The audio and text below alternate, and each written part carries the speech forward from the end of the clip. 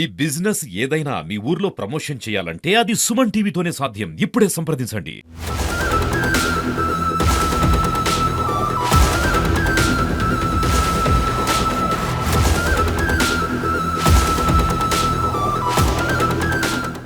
అమ్మాయి 18 సంవత్సరాలు, కొండ్రు అఖిల అని శివరాం గ్రామం రెసిడెంట్.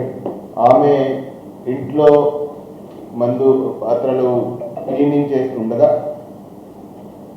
ఇతను ఆ ఇంట్లో దాక్కొని బ్యాక్ సైడ్ నుంచి ఆమె ఇంట్లోకి వచ్చేటప్పుడు బ్యాక్ సైడ్ నుంచి వచ్చి ఆమెను 2 చోట్ల పొడవడం జరిగింది. పొడిచి అతను అక్కడ నుంచి పారిపోయాడు. ఆమె కేకులు వేసింది. కొంతమంది ముద్దాయిను చేసి కూడా చేయడం జరిగింది, కానీ పట్టుకోలేకపోయారు. తర్వాత ఇమ్మీడియట్గా పోలీస్కి ఇంటిమేషన్ ఇవ్వడం జరిగింది. ఇమ్మీడియట్గా పోలీస్ సిబ్బంది, ఎస్ఐ గారు, తర్వాత ఇన్స్పెక్టర్ గారు, డిఎస్పీ గారు కూడా సీన్ ఆఫ్ క్రైమ్కి ఇమ్మీడియట్గా వెళ్ళడం జరిగింది. అమ్మాయిను ఫస్ట్ లోకల్ హాస్పిటల్కి తీసుకెళ్లారు. అక్కడ నుంచి మెడికవర్ విజయనగరంకి రెఫర్ చేయడం జరిగింది. అక్కడ అమ్మాయికి ట్రీట్మెంట్ ఇప్పించడం జరిగింది. సో ఇమ్మీడియట్గా ఇది జరిగినాక నేను కూడా సీన్ విజిట్ చేయడం జరిగింది. క్లూజ్ టీమ్, డాగ్ స్క్వాడ్ కూడా పంపడం జరిగింది. క్లూజ్ టీమ్ అక్కడ వెళ్ళి అంతా ఫోటోగ్రఫీ, వీడియోగ్రఫీ చేసి అక్కడ నుంచి ఎవిడెన్సెస్ అన్నీ గ్యాదర్ చేయడం జరిగింది. ఇమ్మీడియట్గా 5 టీమ్స్ ఫామ్ చేశాము. 5 టీమ్స్ ఫామ్ చేసి ముద్దాయి కోసం గాలించడం జరిగింది. వెహికల్ చెకింగ్ చేయడం జరిగింది.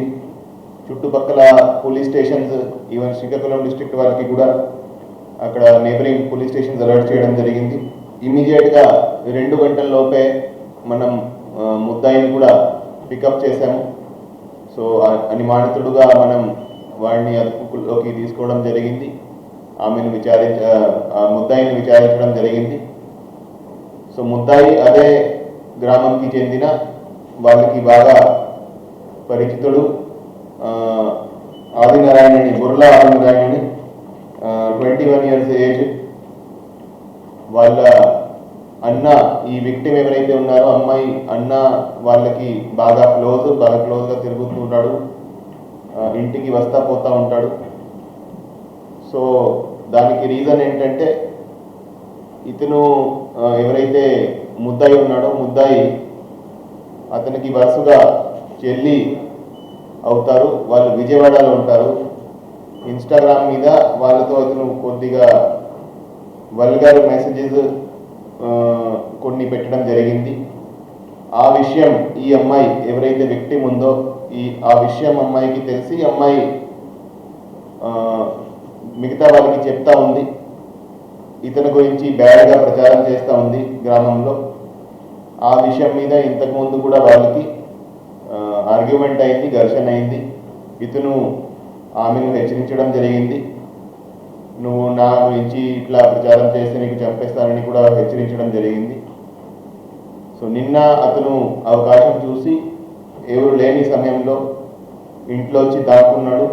ఆమె పక్క ఇంటి నుంచి వచ్చేటప్పుడు బ్యాక్ సైడ్ నుంచి సడన్గా ఆమె పని చేస్తుండగా సడన్గా బ్యాక్ సైడ్ నుంచి వచ్చి పొడవడం జరిగింది. ఆమెను చంపే ఇంటెన్షన్తో పొడవడం జరిగింది. సో ఇతన్ని ఈరోజు అరెస్ట్ చేసి రిమాండ్కి పంపించడం జరుగుతుంది. అటెంప్ట్ టు మర్డర్ కింద అతని మీద కేసు నమోదు చేయడం జరిగింది. అతని దగ్గర నుంచి ఏదైతే అతను ఈ కత్తి యూజ్ చేశాడో ఆ కత్తి కూడా రికవర్ అయింది. కత్తి మీద బ్లడ్ కూడా ఉంది. అదేవిధంగా అతని బట్టల మీద కూడా బ్లడ్ ఉంది. అదేవిధంగా సీన్ ఆఫ్ క్రైమ్ ఎక్కడైతే ఈ జరిగిందో అక్కడ అతనికి సంబంధించి ఎయిర్పాడ్స్, బ్లూటూత్ ఇయర్ బడ్స్ కూడా అక్కడ మనకి దొరికాయి. సో అదేవిధంగా అతను ఒక మంకీ క్యాప్ వేసుకొని వచ్చాడు. ఆ మంకీ క్యాప్ కూడా సీన్ ఆఫ్ క్రైమ్లోనే మనకి దొరికింది. సో ఈరోజు ఇతన్ని అరెస్ట్ చేసి రిమాండ్కి పంపిస్తున్నాము. సో ఈ ఇన్సిడెంట్ జరిగిన వెంటనే ఈ ఇన్సిడెంట్ను చాలా సీరియస్గా తీసుకోవడం జరిగింది. ఈ ఇన్సిడెంట్ మీద డీజీపీ గారు, హోమ్ మినిస్టర్ మేడం, ఏడీజీ గారు, డిఐజీ గారు కూడా చాలా క్లోజ్గా పరిశీలించడం జరిగింది. నేను కూడా ఇమ్మీడియట్గా స్పాట్కి వెళ్ళడం జరిగింది. ముద్దాయిను 2 గంటల్లోపే మనం ఐడెంటిఫై చేయగలిగాము, తర్వాత పికప్ చేయగలిగాము. సో ఇటువంటి ఎక్కడా జరిగినా కూడా చాలా చాలా కఠినమైన చర్యలు ఉంటాయి.